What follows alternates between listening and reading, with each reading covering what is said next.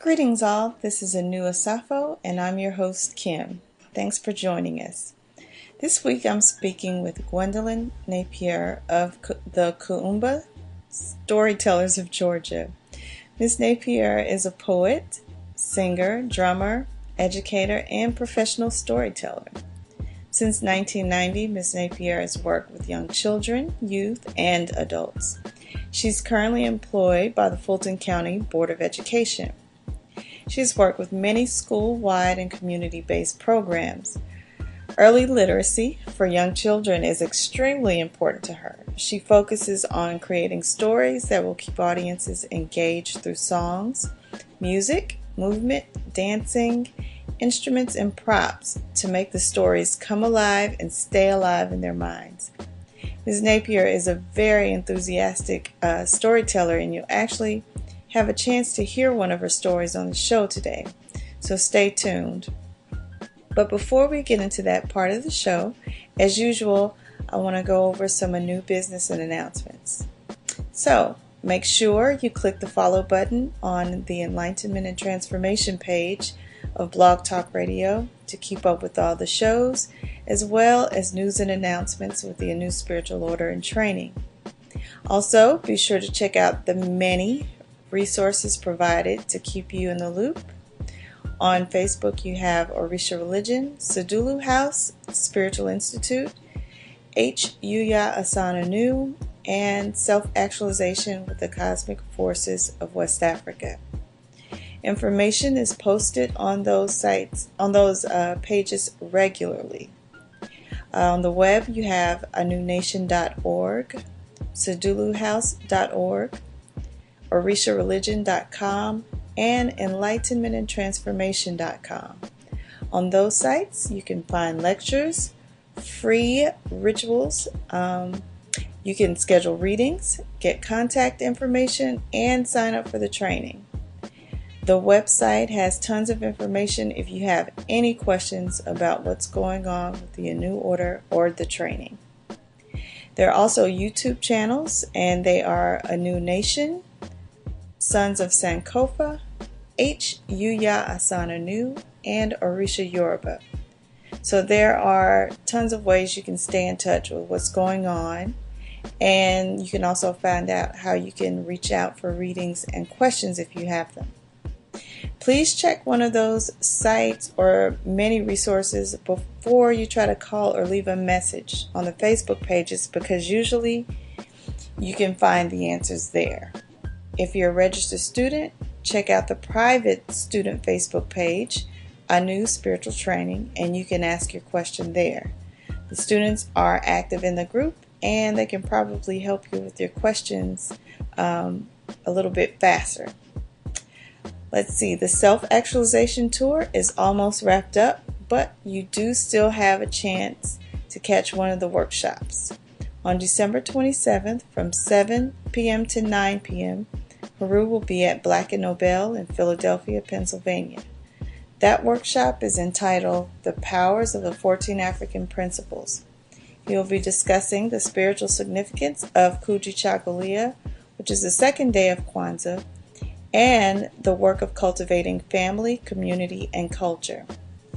You have a little time to plan for this one if you don't live in the area, so don't miss it if you are able to travel. If you do plan to attend, please go to meetup.com and RSVP. The name of the meetup group is Enlightened Spirit. Also, be sure to check out Haru's new show, Chief Speaks, on the High Frequency Radio Network channel, where he will be answering questions and giving spiritual advice. He will not be doing readings. I'll say that again. He will not be doing readings, but you can ask any other questions that you may have. That show actually broadcasts simultaneously on this channel, Enlightenment and Transformation. So I'm going to take a break and make a couple of announcements, and we'll be right back with Gwendolyn Napier of the Kuumba Storytellers.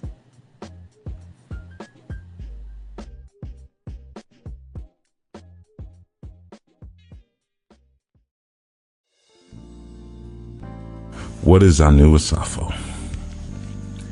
Anu Asafo is our opportunity to present our varied perspectives on our culture in an atmosphere that is conducive to and fosters growth and communal reclamation, the reclaiming of our communities, dissolving the lines of division that wedge a chasm between those who are authentically bent on destroying the strongholds that would maintain the veil of mental object among those striving towards higher awareness and what we will call ma'atic rebalancing. As we destroy, we build better individuals, better families, better communities, and a better nation. This is the work of warriors who are engaged in a war against a common enemy in the form of a mechanism of beguilement and spiritual subjugation. We build. Anu Asafo is a child segment of the Enlightenment and Transformation media experience, which of course is a child component of the Anua Nation. If you'd like to learn more about our various components and activity nets, I urge you to go to anunation.org, which is ANUNATION.org.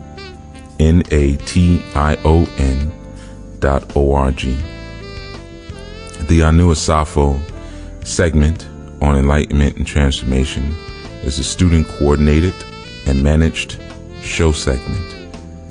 Our Shule, our Sedulu, or what you may call our school component, is the Sedulu House. If you'd like to study with us or gather more information, visit theseduluhouse.com, which is SADULUHOUSE.com. The mission of the Anu Spiritual Order is to serve as custodians to original culture. We are here to share, and we are here to implement original, indigenous, and most significantly and empirically, Akibulanian culture and deep thought knowing. This has been the Jegna Chief Yuya Asan Anu, signing in and signing off for the Anu Asafo.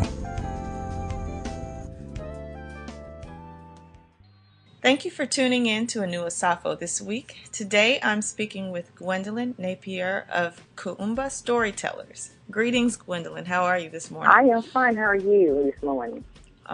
Wonderful. Thank you for joining us here on Anu Asafo this week. Can you start by giving us some information about Kuumba Storytellers and your role within that organization? Okay, I would love to. As you mentioned, my name is Gwendolyn J. Napier, and I have served as Kuumba's Vice President since January 2014 until October 31st, 2014.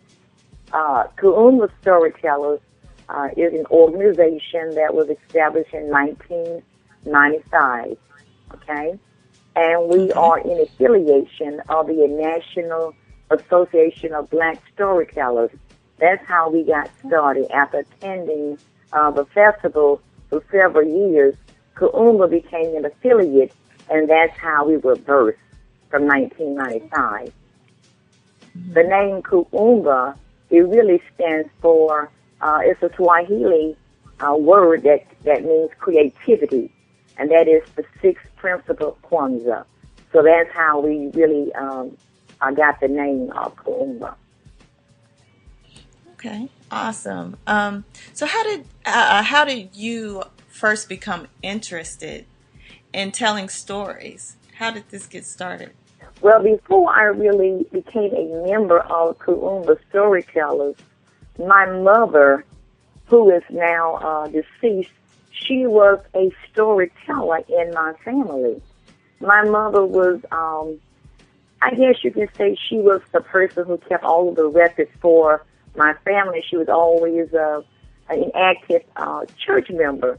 But my mother would always just sit down every Sunday when she would just do my hair when I was a little girl.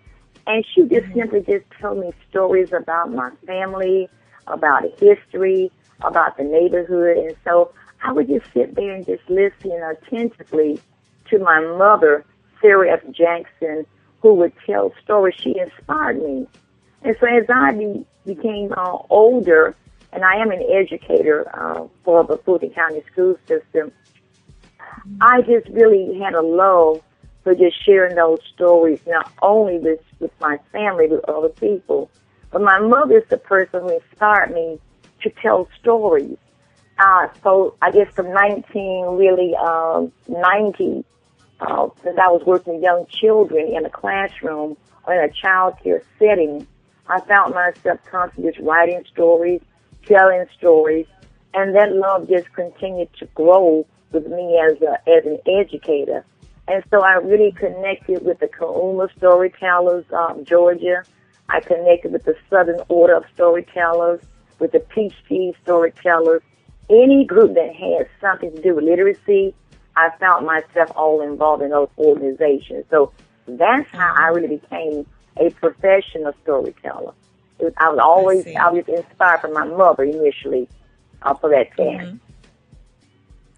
Well, let me ask you this. What do you think is the significance or the importance of passing down stories from generation to generation? I really feel, based on the elders in our community, such as my mother, they were the voice piece for our culture. They were the ones who knew all of the history, and they heard all the stories from their ancestors, from their grandmothers, and from their grandfathers. The oral tradition must stay alive if we as adults now do not pass on the oral tradition of storytelling to our children and to our community. Our culture and our history will be lost. And that's why I think it's so important for us as storytellers. And all of us are storytellers, but it's important to pass on that tradition of telling our history and our culture on to our children so that our history is not lost. And that's why I do it so constantly every day. Every chance I have, I tell a story. Right. That sounds awesome. I know you just said that you were an educator. Yes. What age groups have you worked with as far as the storytelling projects go? Oh, I have worked with young children from the age of 3 all the way up to adults. The very young children, the kids in elementary schools, the youth, teenagers, all the way up to adults.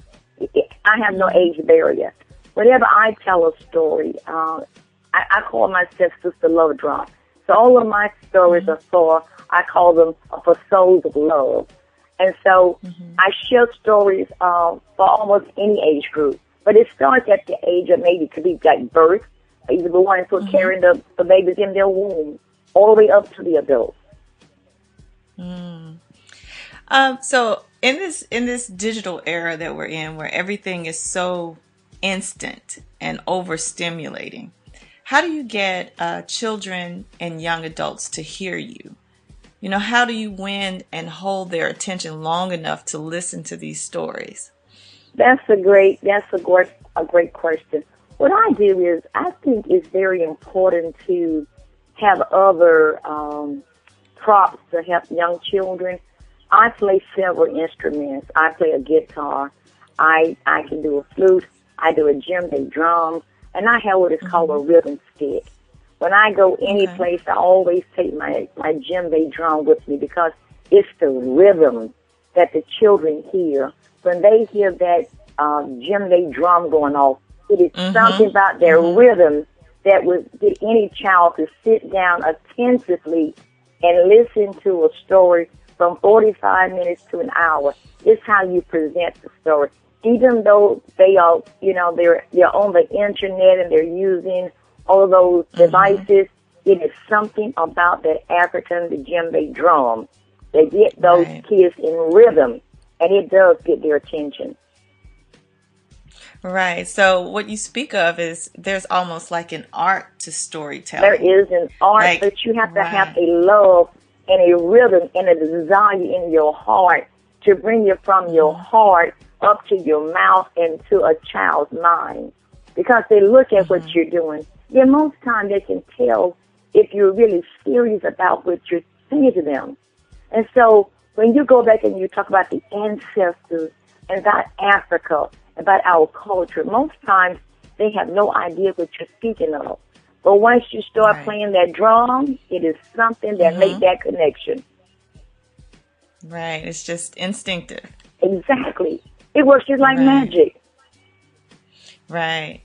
I know when I was younger, stories had a huge impact on me. I can still remember most of those songs and stories, from my music class in elementary, or even stories that my family members taught us. I remember, the hand gestures, the songs and the movements. Right. And even though students or children now seem to have no interest in things like this, and, they'd much rather be on social media or watching television, I found that they do still like to hear stories. I'm an educator as well.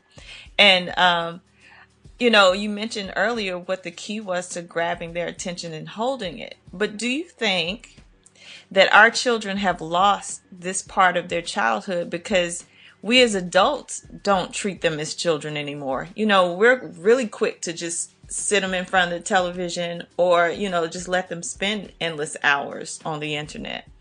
There's an old Anansi story that says that things are only lost when you stop talking about them.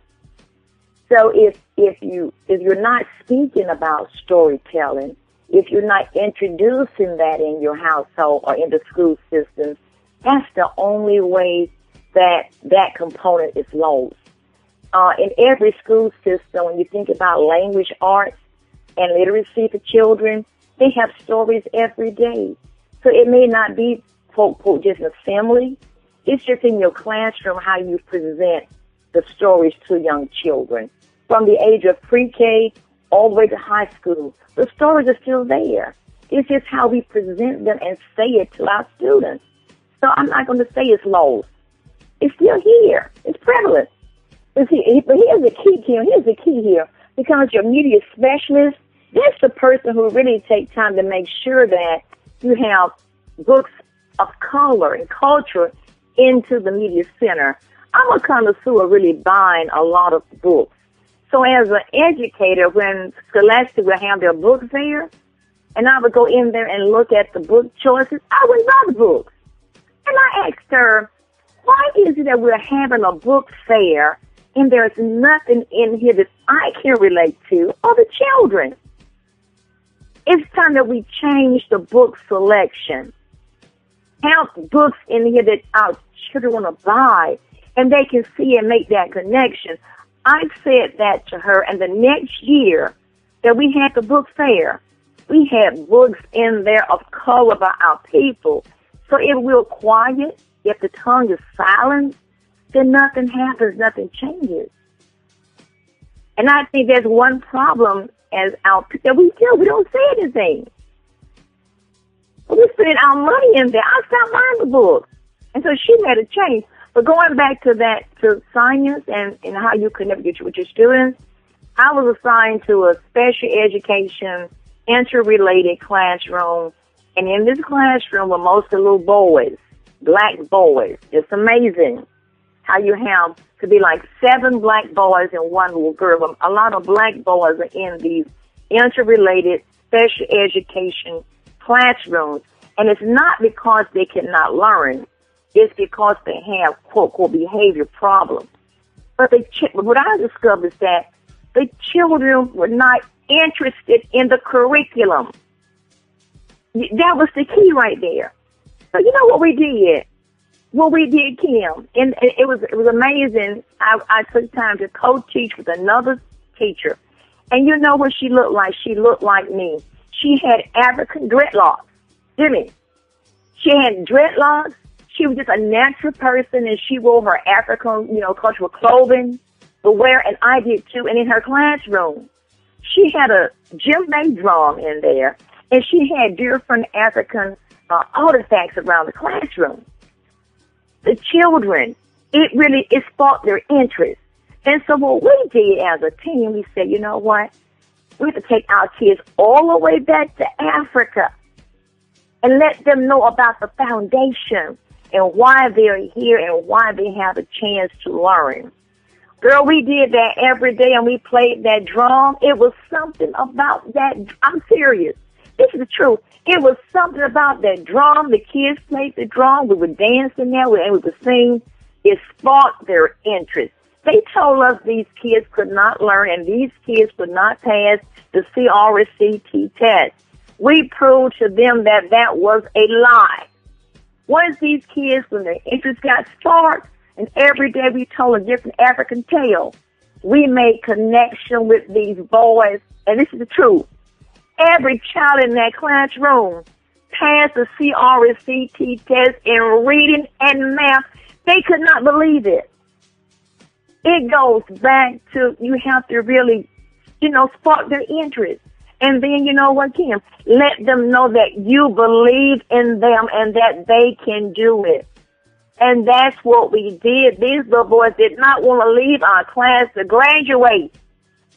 I still see those little boys come back to say, thank you, Miss Napier. Thank you, Miss Coleman. They called us the Dreadlock Sisters. Because they knew that we felt and understood their story. And so sometimes that's what you have to do. Take them all the way back to the motherland. And let them know that we had people, this all they did. We had people who died for this. And we cannot forget about why they died and how they died. Right, okay. So another thing you speak of is, and this is storytelling is a tradition of ours. It actually, West African, in the West African tradition of the griot or the griot. Exactly. Give us your understanding on the role and importance of the griot in West African tradition and how that translates into today. Okay, I had a chance. I'm very blessed to say I had an opportunity to really go to West Africa about 2 years ago, and I spent 12 days in Nigeria. Had a chance to go to Lagos and to Benin. And there, when I was there, it was amazing. From the time I got off of the plane, I started hearing stories just from the people in the village. And so when you talk about a griot, it really started, like you say, in West Africa, because when I was there, I did not even open up my mouth. As I just passed through the kingdom, I saw the old elders just sitting down, just telling stories to their children. And when they found that I was a storyteller, it was so easily integrated. They would sit down and tell us more stories. So that connection from West Africa as a griot to the United States, it's not lost. That connection is still there, but as I mentioned before, you have to still have a love and an art for storytelling and always make that connection from West Africa and make that connection to our children right here in the United States. The words have just changed. Griot to storyteller. It has the same meaning. Right. So as I was checking out your website, I saw that there are national and regional organizations of storytellers, and you spoke about this a little bit.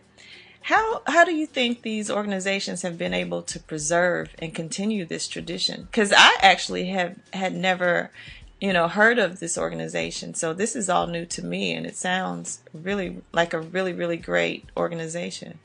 Well, it is. Well, if you took time to really look at the internet, then you found out that Kuumba, we have a threefold mission. And the three components are to promote, to provide, and to serve. Those three words are so important, okay? And as I mentioned, we became involved in 1995 with what is called the National Association of Black Storytellers. That's an organization that has been around for a very long time. And we just came back, I want to say about 3 weeks ago, from the National Black Storytelling Festival, the 32nd festival, and it was in Chicago. This is an organization that is so powerful. We have over 14 affiliates in different states. And what we all do is we all meet one time a year. We all meet together for a grand celebration to discover and find out what are we doing out there in our communities to promote, to serve, and to provide services for our people. Not only just for black people, for all people, to make sure that the oral tradition is staying alive. In this organization, I can't even it is just so exciting to tell you what happens there. We hear stories. We love each other. We think of ways that we can really reach out and touch our youth, our elders. And as a matter of fact, if you took time to scan Kuumba, you found out that we took our youth there to receive an award, the Karande Award, for their outstanding community service. And it was Kuumba and the community that helped send these kids to Chicago with their parents to receive these awards so that they could keep telling stories in their schools, in their communities about what Kuumba means. And they're called the Tattletales. That's our youth organization. Okay. I did see that on your site. But that's who they are. They're in different schools from the ages of like 4 years old up to 18. They're out there in the community also just telling stories, preserving the oral tradition. Right. That's wonderful. I also understand that you have started your own business centered around this theme. Can you tell us a little bit about your business? Oh, yes, because I was just so inspired as a storyteller with Kuumba and with my other organizations. Like I said, I've been doing this since 1990 as an educator. And so I have this love that I call my organization, my business, it's called Love Drop Production. Okay? Because when I tell stories, it's all about, love for old stories. But Love Drop Production is just another way for me to focus on doing more for young children. It's still, called storytelling. I do tutorials for young children. I do workshops. I do playwrights. I wrote a play for the West End Performing Arts division in the West End. Was called Entitled My People, which pulled in different storytellers and different young people to be a part of it. I write music. I write songs. But my greatest love, Kim, for this would be that I'm trying my best to establish what's called a children's museum of history, so that they can really see that it is the books, it is stories, and it is the language that connects together. And I'm really hoping that they will forever have a love for books and stories when they connect into what we call the Love Drop Production Children's Museum.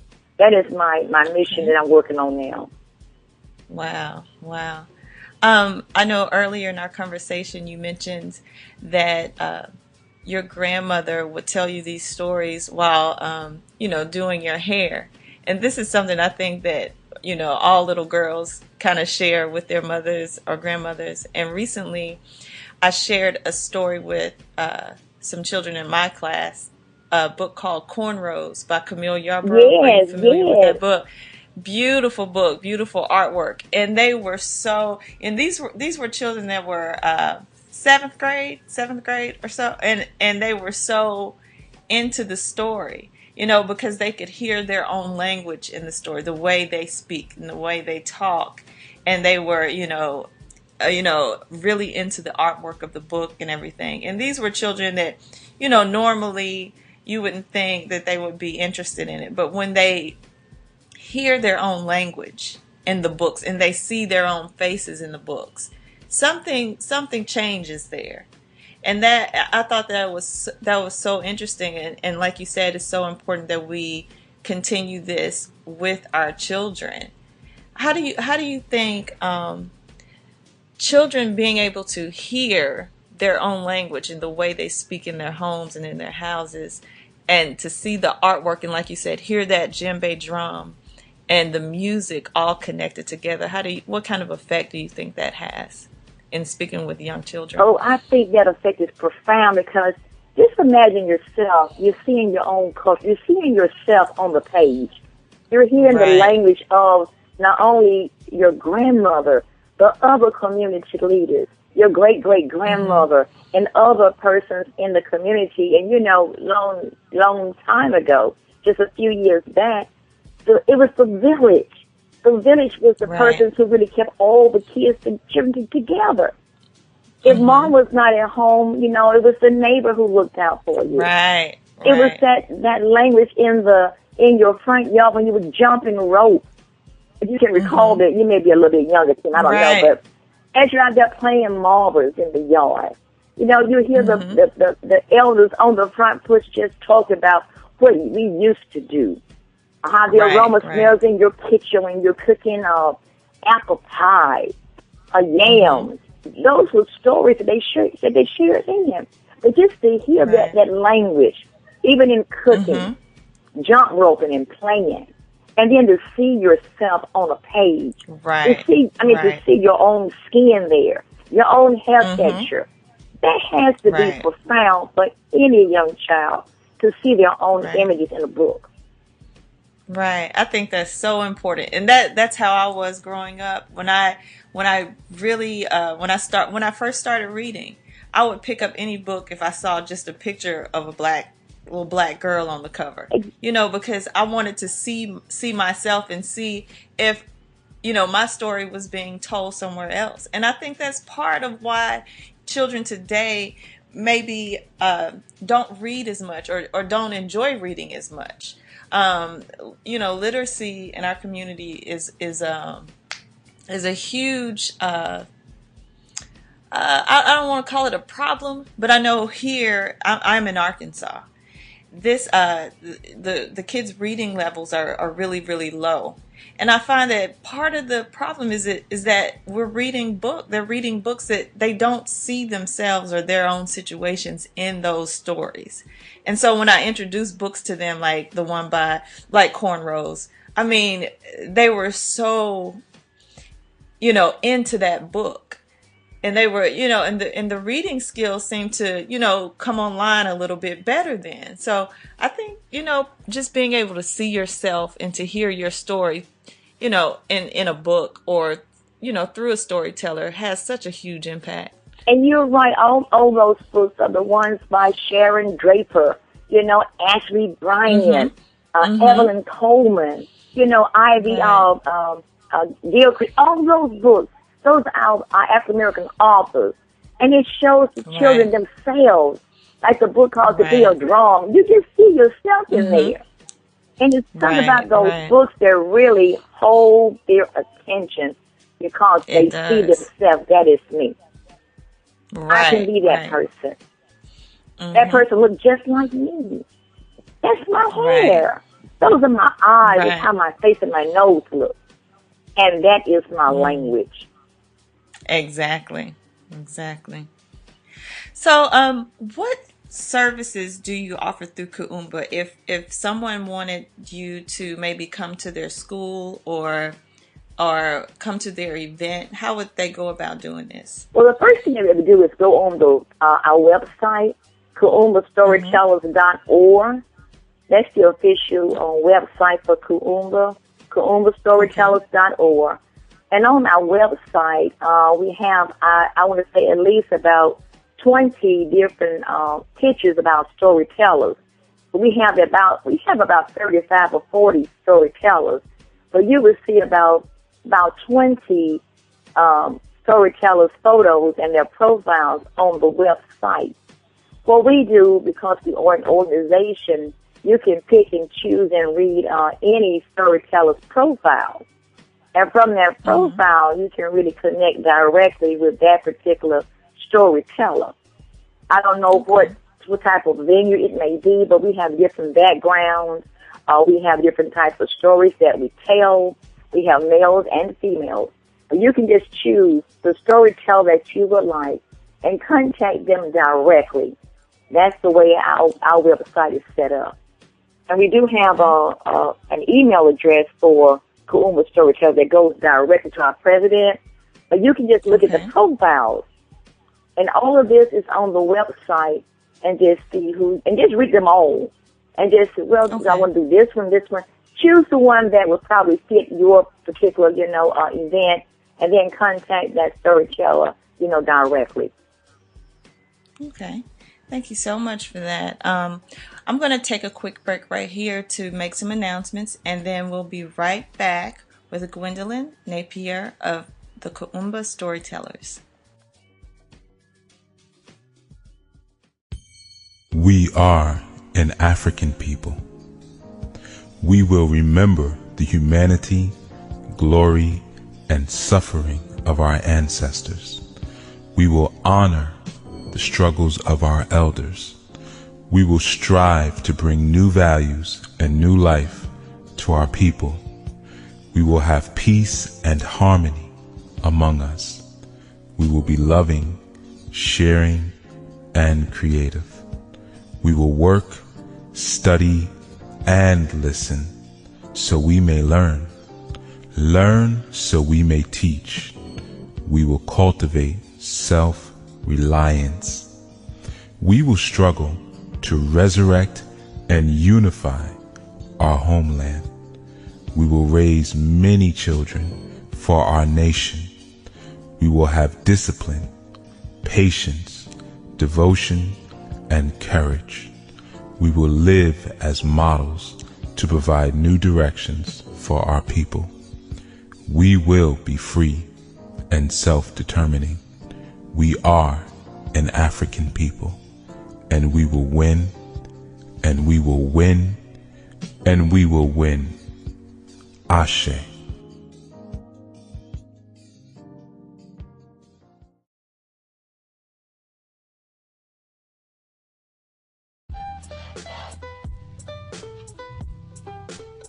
Okay, announcements.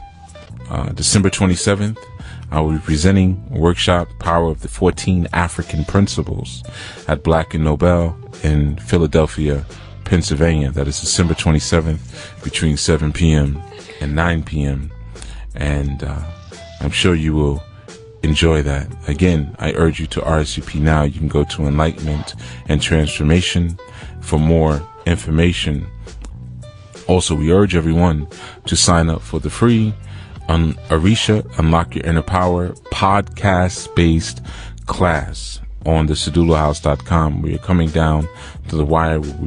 We'll be presenting not only our new spiritual training, phase 1, on the Sedula House, but several other classes that we have coming, which will be supportive classes.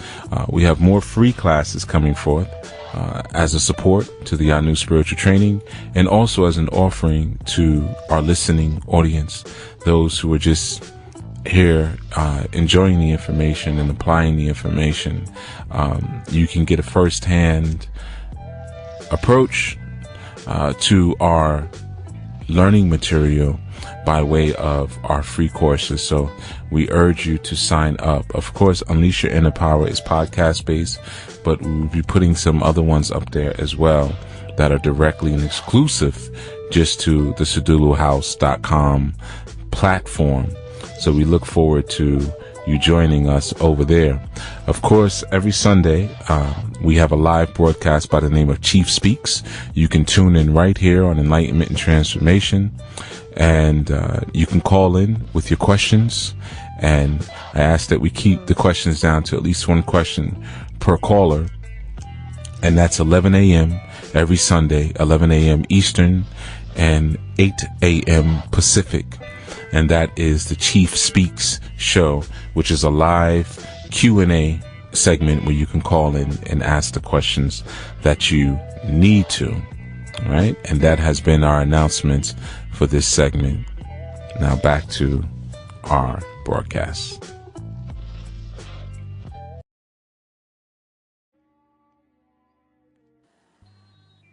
Okay, welcome back to a new Asafo. I'm here speaking with Gwendolyn Napier of Kuumba Storytellers. During the break, Mrs. Napier agreed to share one of her stories with our listening audience. Thank you so much. We are all ears, and I am so excited to hear what you have in store for us. You're welcome. Okay, well, this is an old folk tale, and I'm almost sure a lot of people know this story. It's a very simple story, but it's a profound story that will really keep a lot of things in your mind going around and around as you think and make good choices. This story is really called Why Dogs Chase Cats. Simply, Why Dogs Chase Cats. Long time ago, there was a dog and a cat. They lived in the same community. The dog and the cat, they went to school together. They studied together. They read books together. They went for long walks in the park together. Everything they did was together because it was based on unity. When you saw dog, you saw cat. When you saw cat, you saw dog. That was because everything they did, their parents said, do it together. Look out for each other. Never leave each other. And that was in their minds for a long time until one day they went out together and they stumbled on a juicy ham bone. When they discovered this juicy ham bone, they were very excited because they knew that they could share this old juicy ham bone together because they remembered what the elders had told them. Look out for each other. When there's one, there's two. Everything you do it with unity. But as cat and dog began to walk back to their home, the dog decided that he would carry the bone first. As the dog carried the juicy ham bone, he began to sing a song because he loved to sing. He would say, this is our ham bone. This is our juicy ham bone. And he would just smile as he would walk by looking at the cat. And when the dog got tired of carrying the juicy ham bone, he passed the juicy ham bone on to the cat. As the cat got the juicy ham bone, he would say, this is my juicy ham bone. This is my juicy ham bone. But the dog looked at the cat and said, I think cat has gotten confused. But I didn't hear him say mine. So the cat passed the juicy ham bone right on back to the dog. And the dog kept on singing the same song. This is our juicy ham bone. This is our juicy ham bone. I just can't wait to get home, cat, so we can share our juicy ham bone. Well, he passed it back to cat again, hoping that this time that cat will have the song together. The cat sang that same old tune. This is my juicy ham bone. This is my juicy ham bone. Dog said, wait a minute, something is wrong. Dog said, cat, now wait a minute. When I carry the juicy ham bone, I say it is our juicy ham bone. But when you carry the juicy ham bone, you say it's my juicy ham bone. We're confused here. Cat said, okay, dog, I'm a little bit confused. Well, the dog by that time, he got thirsty, and he decided that he was just going to stop by the pond just to drink just a little bit of water. And when he put his head down into the pond to start drinking a little bit of water, cat took the juicy ham bone and he took off running. He kept running faster and faster and faster. And the cat went up a tree. And that's where he sat. When dog finally reached the tree, he looked up into the tree and he saw the cat. And the cat was up there in the tree, eating the juicy ham bone and licking his paws, saying, this is my ham bone. This is my ham bone. This is my ham bone. The dog at the bottom just constantly barking and barking and pacing around the tree, looking up at the cat. But he laid down at the very bottom of the tree, saying, cat will come down sooner or later. The cat was looking down at the bottom at the dog, hoping very soon that the dog would just go away. But the dog just stayed right there at the bottom. Well, when cat finally thought that the dog was asleep, cat came down the tree and the dog was waiting. And the dog started chasing the cat. And that's the reason right today why a dog is always chasing a cat, all because of a juicy, juicy ham bone. And that's all because the cat forgot about unity and what their parents had told them. When there's one, there's two. When there's two, there's one. And that it was important for the two of you to work together in unity and not to ever let anything separate that love, even down to a juicy ham bone. And that's the end of that story, believe it or not. Oh, wow, that was a great story. I loved your enthusiasm. I can tell you really love what you do. Thank you so much. Do you think it's difficult to include stories in your daily routine at home? Well, it's not impossible because in your household, you're the main source to control your children. So, as parents, you can just simply tell your children a story at dinner time. As you're doing the laundry, as you're in the car just driving from place to place. So it's just not like you need an entire setting. Storytelling, it comes from the heart, and at any time you can find a moment just to really integrate a story. It could be about anything. It could be about mannerism, about behavior, about doing your homework, about taking time to clean up. It could be almost any little simple thing that you can weave into a story. And that's what I think our people need to go back to, being creative, because that's who we are. We're very creative people. Just think about it, Kim. All the inventors, all the things we've done in history. It says we forget sometime about those little simple things. Just make a little song, it's time to go to bed. It's time to go to bed. It's time to brush your teeth. All kinds of things. You got to be creative. And by doing that, guess what? The child is engaged, the mom is engaged, the whole family, even eating healthy. Make up songs. It's that creativity that's in the core of us as African Americans. And sometimes we forget all about that creativity. Is in there. We just need for our people to bring it out and use it again. And I think that's important what you said about how you can incorporate storytelling into, anything, doing your homework or doing chores. And I think that's a more effective way of communicating with your children than to constantly or always be barking orders at them.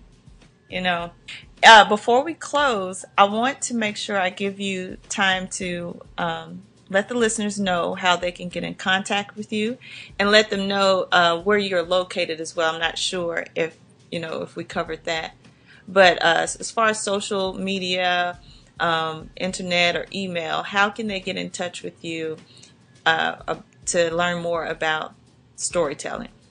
Okay, so once again, we are the Kuumba Storytellers of Georgia. And on the website, you can simply just key in KuumbaStorytellers.org.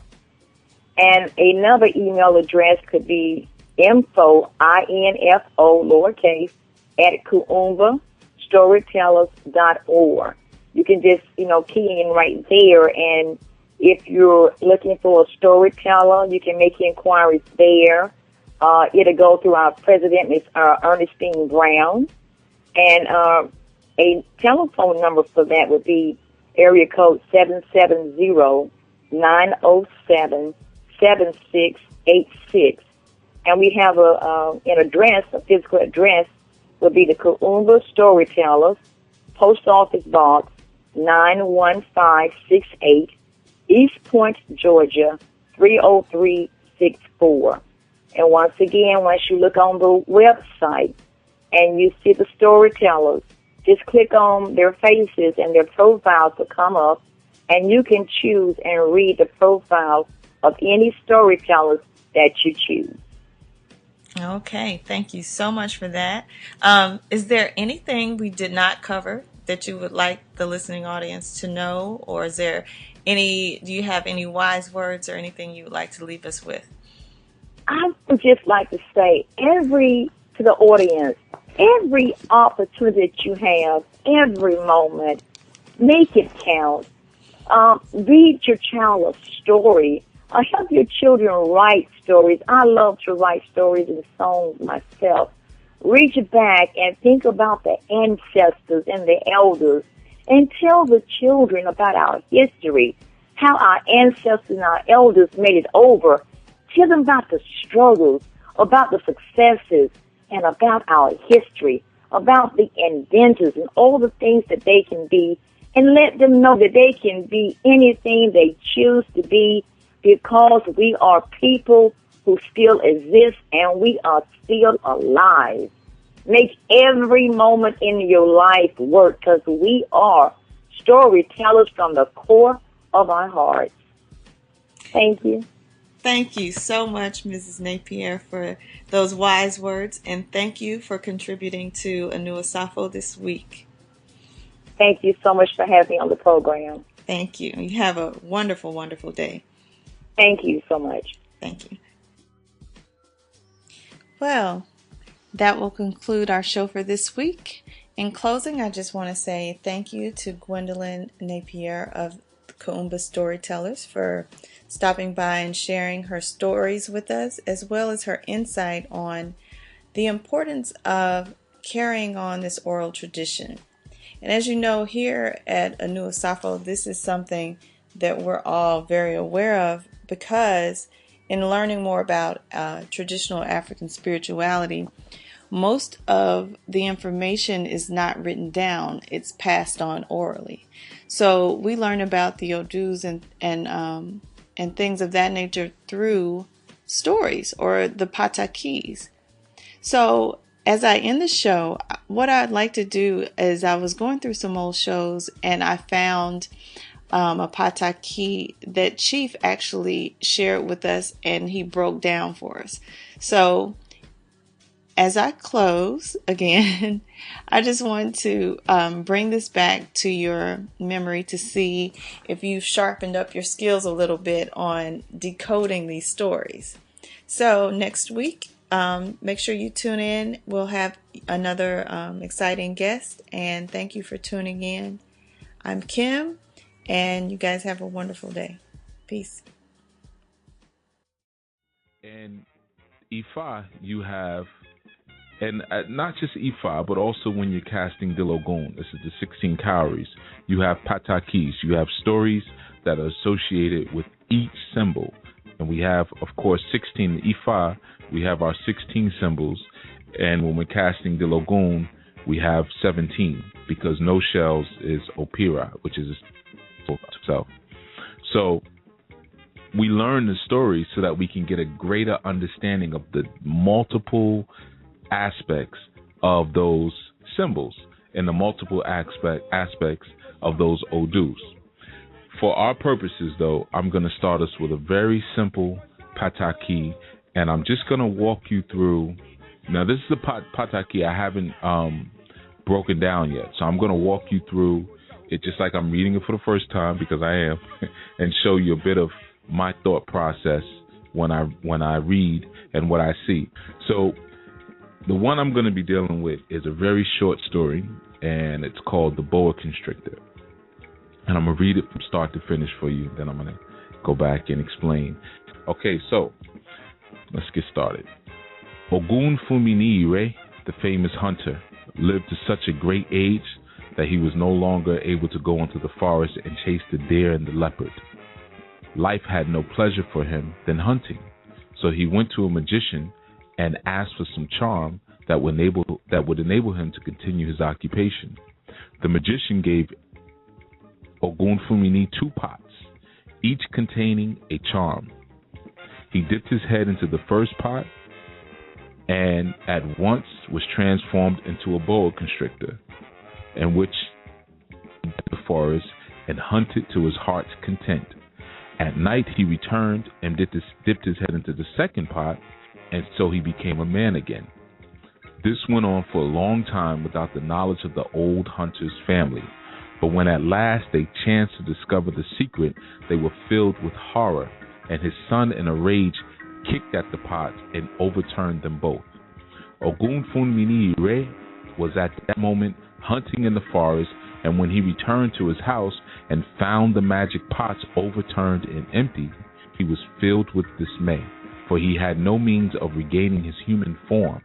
For some days, the boa constrictor glided about near the house, seeking for a few drops of the charm, but in vain, and at last he disappeared into the forest and was never seen of again by his family. Okay, so here we go in our interpretations. Now I'm going to start simple, and I'm going to show you the first thing you want to look at when you're reading a Pataki. Because the first line, I'm not going to say the first line is the most important, but the first line of Pataki sets the tone for everything. And you could spend your night just studying that first line. Okay, so we have Ogunfunmi Ire, the famous hunter, lived to such a great age that he was no longer able to go into the forest and chase the deer and the leopard. That was our first line. Ogunfunmi Ire. You know it's an Ogun, and they told us because it's a famous hunter. But Ogunfunmi means Ogun, give me Ire. Ire, as you know from reading the Grasping the Root of Divine Power, my book, means fortune. So Ogunfunmi Ire, we're talking about the aspect of Ogun that holds and contributes and bestows fortune, okay, and prosperity. So now we have a tone. We're told that he was at such a great age. So this is an older, matured aspect of Ogun. So this is an Ogun that has matured, okay? And he's no longer able to go into the forest and chase the deer and the leopard. So I know it's tempting when we read these things just to skip over stuff, but nothing is put in the Patakis as filler. You're supposed to pay attention to everything that's being said. So he goes into the forest. Well, what is the forest? The forest represents heaven, but it also represents, to a sense, the underworld. Okay, it's that dark place. It's the underworld, but it's where you go to get things, because you always go, everything that you get and you have comes from the spirit world. Everything that's created comes from the spirit world. Okay, so he was no longer able to go into the forest and chase the deer and the leopard. Well, what is a deer and a leopard? The deer in Yoruba culture is a symbol of beauty. The leopard is a symbol of pride, but also a leopard is an animal that kills without being provoked. Okay, so for one to conquer the leopard or be the leopard king like Shango would be one who would almost be like a king of the jungle. The leopard is known to be such a fierce animal. A leopard also represents beauty as well. So in Yoruba we call the leopard Ekun, and the deer is called Egbin.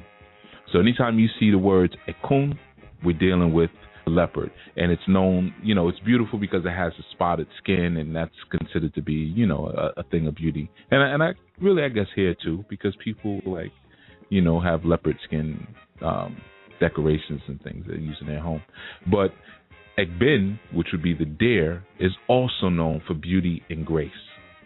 Now, if you notice, Ogunfunmi Ire, fortune, chased these animals. Now, that's key because I picked up something later on. But and I'm showing you how I break it down. This is how slow I go. And usually I will go a lot deeper, but for the sake of time and also to not really confuse anybody and to keep on a light level. So we have this famous hunter who is prosperous or gives prosperity, and he chases beauty, and he chases notoriety as a warrior and a hunter. Okay?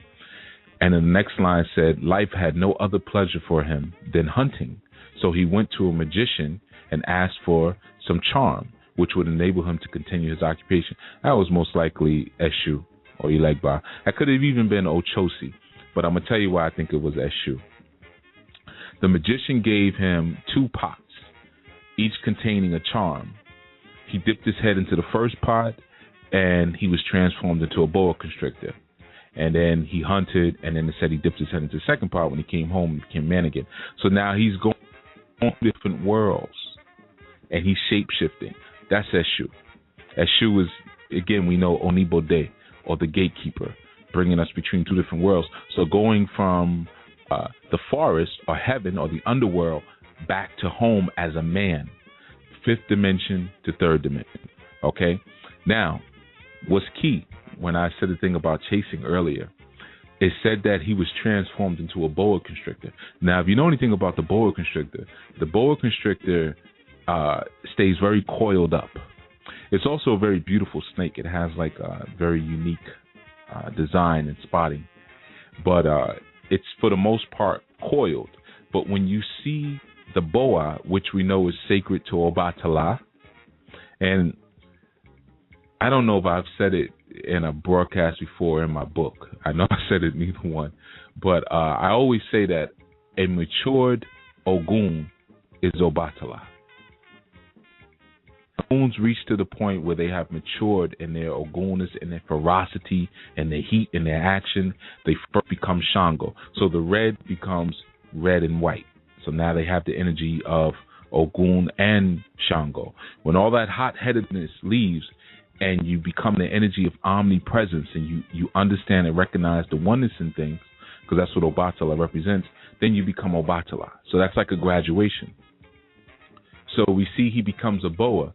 But here's the thing. It says he glided into the forest and he hunted to his heart's content.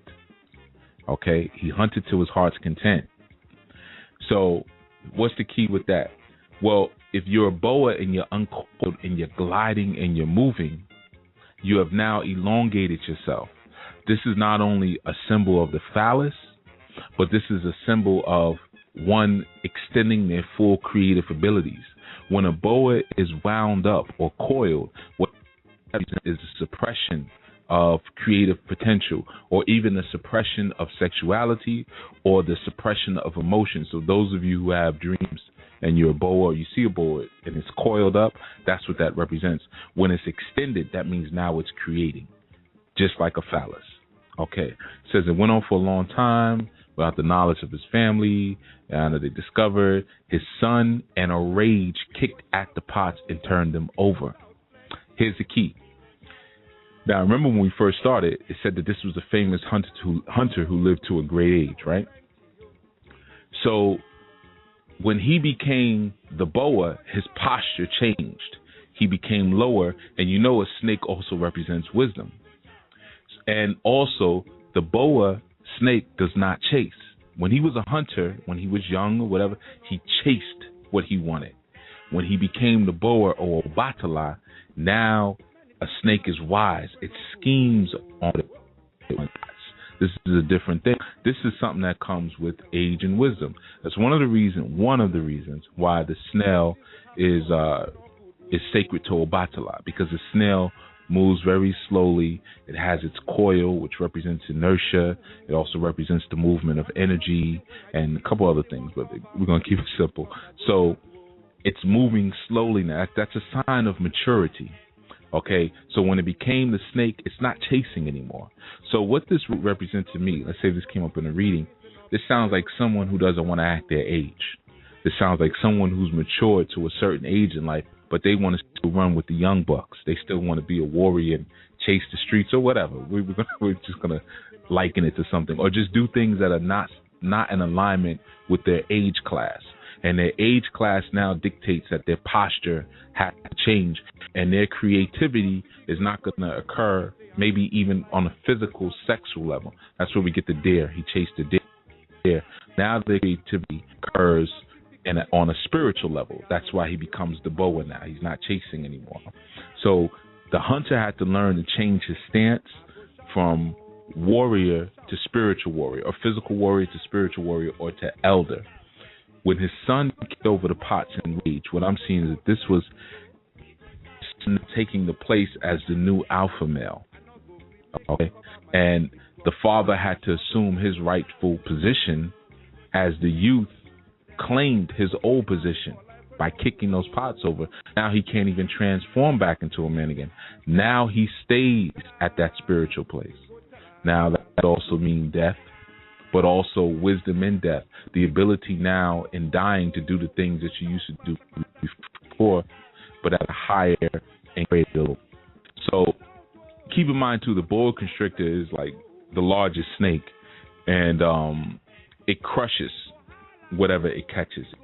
It wraps itself around it and becomes whatever it catches. It becomes that thing's total reality and crushes it. Okay, so him not chasing the leopard or chasing the deer, and remember again, the deer is in Yoruba is synonymous with a very strong person or someone who's even daring, who's like a daredevil. So he was a wild child. He was a live wire, and he was giving these two pots, which we know are odus or wombs, right? And those transformed him. Now, it said that when his family found out, the son kicked over the pot, and for some days he stayed around the house seeking for a few drops of the charm. Well, this is called the Bardo period. This is when people die, and their spirit still hangs around the body for at least 3 days before it transitions, because they're not really aware that no, this is you have. So even though he was a snake, he was looking for a few drops of the charm, hoping still maybe I can still have some of this old life back. But like it said, he went into the forest eventually, was seen by his family again, because he had to move on to the next step in life. So the way I would interpret this is somebody who was holding on to a stage in life where they've crystallized themselves. I'm a warrior, I'm a fighter, I'm a hunter, I'm this. I was something back in my day. Well, that's over with now, Pops. Now you got to do something else. Or you have to understand that this next stage in life for you is going to be a stage of total creation. You're not just chasing anything anymore. You don't have to. Now as the boa, you are the creative force. You are pure creative energy. So that's one way to look at the patakis. And again, I want to give you that basic example. I want you guys to find some patakis and interpret them for yourself. But using that same formula, look at the first line and break down that's being given to you. That tells you everything. So now when we know that this means that Ogun bestows fortune, we now can understand how is it that we get fortune in this world? Through creativity. Fortune doesn't come through chasing. It's like the delta. In order to have things, basically don't do things. Whatever you want, do not chase after it, because it will always be elusive. You will always be chasing. Even when I say I want this, I want it, because then the universe responds and says, okay, we'll create a reality where you want money. You'll always want it if you always say I want it, as opposed to saying it's mine and I'm here to receive it. That's how the boa acts. The boa, I'm the king. I'm the biggest and baddest. I can crush anything I put my hands on. I just have to sit and wait for it, and then I just will pounce on you.